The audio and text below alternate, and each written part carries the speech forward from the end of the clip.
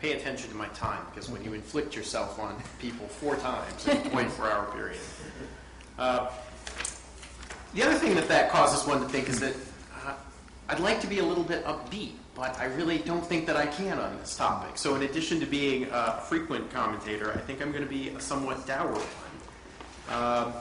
And I wanted to focus on this issue of missile defense and conventional strike, because I think that we spend a lot of time talking about disarmament, but I don't know that we've put the intellectual effort into coming up with good answers to the challenges that those pose.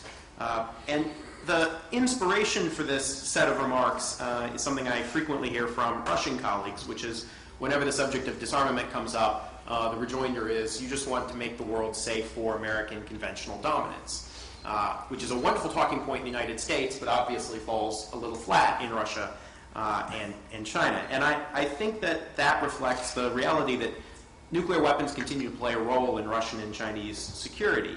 And in their view, it's much easier for the United States to talk about disarmament because we are acquiring all sorts of non-nuclear capabilities that they see as being incredibly capable, and which I think that they believe or at least fear might eventually threaten their deterrent. And those are missile defense and conventional strike. And I won't, I'll just briefly explain the nature of those 2 arguments. I mean, on the issue of missile defense, the Russian and the Chinese concern is that it's not that the U.S. would build a giant missile defense, but it's that a modestly capable missile defense might work as a kind of mopping up operation. If the United States were to go first in a conflict, what survived of the Russian and the Chinese deterrent, they argue, might be mopped up by even relatively modest missile defenses.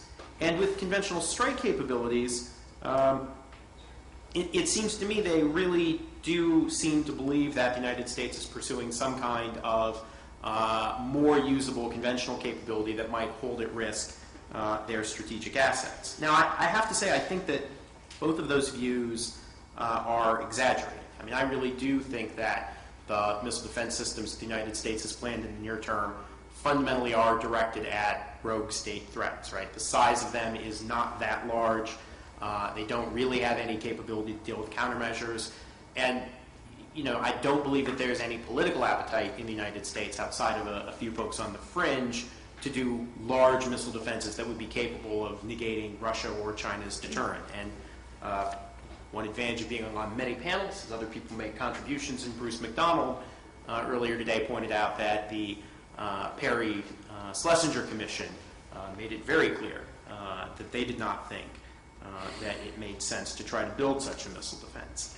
And similarly with conventional strike, I'm a little surprised at the persistence of the idea that conventional strike capabilities are replacing the missions of nuclear weapons. I mean, I know that there was a proposal to put conventional warheads on a small number of Trident submarine-launched ballistic missiles, and in one sense that is a replacement.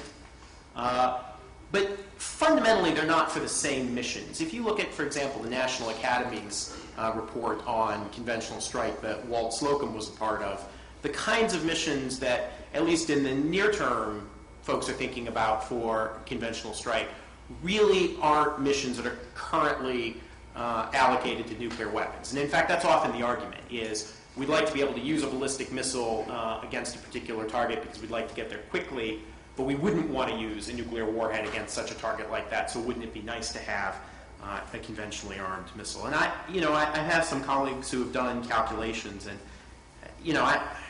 I find it hard to believe that Russian or Chinese missile silos in the near term would be threatened by the kind of conventional strike capabilities that we're talking about. But that's what I think, and that doesn't change the fact that I think that the Russian and the Chinese concern is real, right? And I think we've seen lots of evidence that even if we might disagree with that, that this is a view that they seem to sincerely hold. And they may hold it because they have different views about the capabilities, or they may hold it because they are worried not about what the capabilities represent today, but because what the capabilities may become in the future. And so, for example, I think you saw in the way the New START Treaty played out, this issue came up in a couple of places, right? I mean, the Russians made very clear that they wanted some kind of language that constrained missile defenses, and what they got was a statement in the preamble. But even that was that was enough to, I think, imperil the treaty in the U.S. Senate, and so I think the Russians were willing to push very hard for that. And the New START treaty also counts any conventional warheads that would be placed on START-accountable missiles as though they were nuclear. And I think that is done as convenience for verification. But I think that the Russian view is different. I think the Russian view is that they count because they should count, not simply because it's convenient. And China, I believe, fundamentally shares those sets of concerns. We don't quite get the chance to see it expressed as clearly because we don't have the same level of dialogue and we don't have negotiations where they actually have the opportunity to point out how important those things are to them. But I don't think that those concerns are unique to the Russians alone. And, I have to say that even if I think that our missile defense and conventional strike capabilities in the near term don't really pose a threat to the Russian and Chinese deterrence, there is, I think, the prospect that over time those capabilities will start to blur into that area. Increasingly capable missile defenses, increasingly capable conventional strike. And so I really do think that we are going to run up against this point, if we're not already there, where further reductions are going to be fundamentally constrained by Russian and Chinese concerns about these systems unless we come up with some clever answers. And at least right now, I don't know that we're there. I mean, on the issue of missile defense, it seems to me that there is no appetite in the United States for numerical or other kinds of limits on missile defense deployments. I think that that's something that this administration has no desire to take on, and I think it would be a very tough sell in the United States Senate. And similarly, I think chances for a space treaty are equally dim. And at least I've spent a lot of time working on space issues, and I think the view in the United States has tended to be that Russian and Chinese efforts to negotiate a space treaty really are a backdoor way to start to get at missile defenses. And so at least in my experiences, those get pushed together. And instead, what the administration seems to have done is focused on the idea of missile defense cooperation with Russia as a way to somehow assuage or manage those concerns.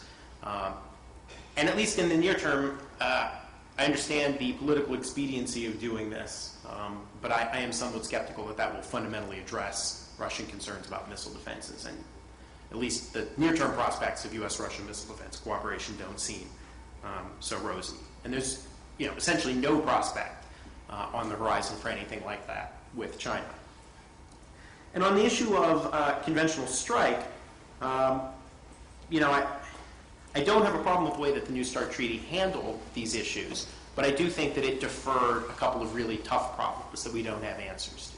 I mean, the first is this idea that we should count these systems as though they are nuclear systems. And I understand that that's what the Russians wanted to do, and I understand that it made sense from a verification perspective. It was easiest to do that way.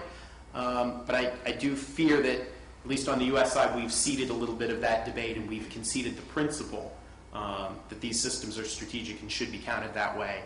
And I think that it's going to be very hard to sustain that from an American political perspective in a future negotiation.